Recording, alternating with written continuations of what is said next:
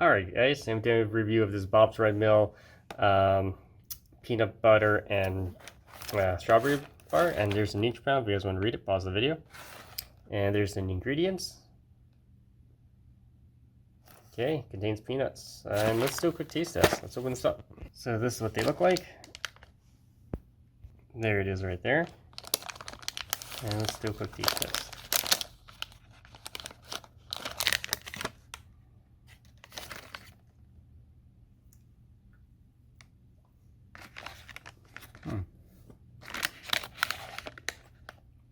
So it tastes more like a peanut butter granola bar.